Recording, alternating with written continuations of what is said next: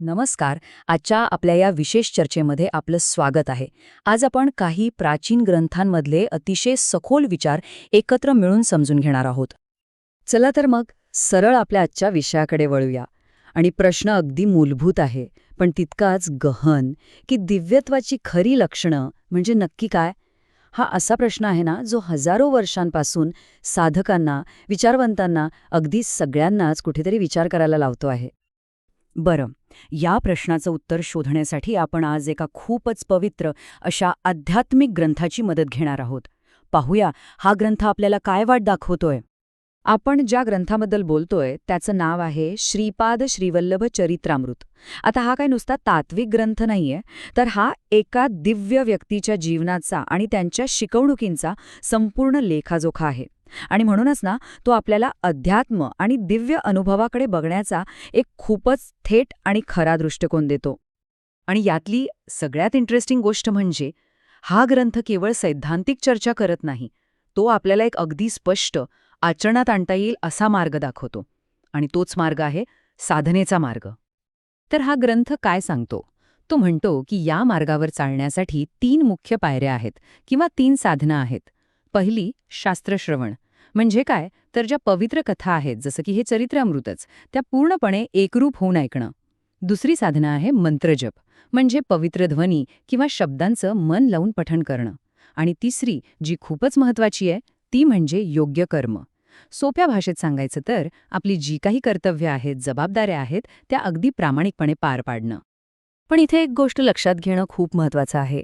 या ज्या गोष्टी आहेत ना, त्या केवळ काहीतरी बाह्य क्रिया किंवा विधी नाहीत. या प्रत्येक कृतीमागे एक खूप खोल उद्देश आहे. आणि तो उद्देश म्हणजे आपल्या आतमध्ये एक मोठा सकारात्मक बदल घडवून आणणं. आणि याच उद्देशातून आपण या ग्रंथाच्या अगदी केंद्रस्थानी, त्याच्या सगळ्यात सुंदर शिकवणीपर्यंत पोचतो.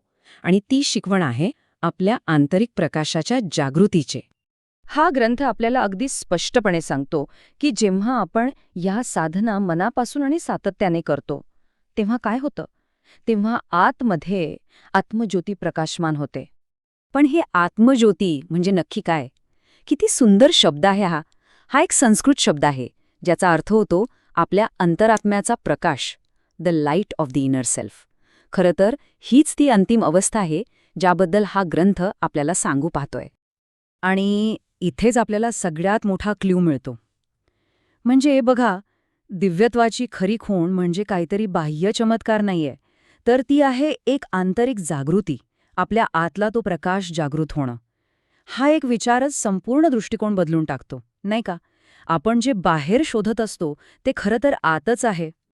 आता हे सगळं तत्वज्ञान आणि सोप्या पद्धतीने समजून घेण्यासाठी हा ग्रंथ आपल्याला एका छोट्या पण खूप प्रभावी कथेची ओळख करून देतो. या कथेत आपण भेटतो शंकर भट्ट यांना. ते श्रीपाद प्रभूंचे एक निस्सीम भक्त होते आणि त्यांच्या मनातही दिव्यत्वाचा अनुभव घेण्याची प्रचंड ओढ होती. तर होतं असं की शंकर भट जेव्हा श्रीपाद प्रभूंना भेटतात, तेव्हा प्रभू त्यांच्या पुढच्या जन्माबद्दल काही गोष्टी सांगतात, एक अचूक भविष्यवाणी करतात. यातून काय दिसतं? तर दिव्य चेतना ही काळाच्या आणि वेळेच्याही पलीकडे पाहू शकते. ही भविष्यवाणी म्हणजे खरं तर एक उदाहरण आहे, एक पुरावा आहे की ज्याची आत्मज्योती जागृत झाली आहे, त्याला दिव्यदृष्टी कशी प्राप्त होते. ही त्या दैवी चेतनेच्या कार्याची एक छोटीशी झलकच आहे जणू. तर मग ह्या सगळ्या चर्चेतून, ह्या कथेतून आपण काय शिकलो?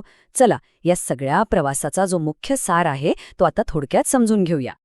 थोडक्यात सांगायचं झालं तर हा ग्रंथ आपल्याला हेच शिकवतो की दिव्यत्वाची खरी लक्षणं ही बाहेर शोधण्याची गोष्ट नाहीये, ती आपल्या आतमध्ये होणाऱ्या बदलांमध्ये दडलेली आहेत.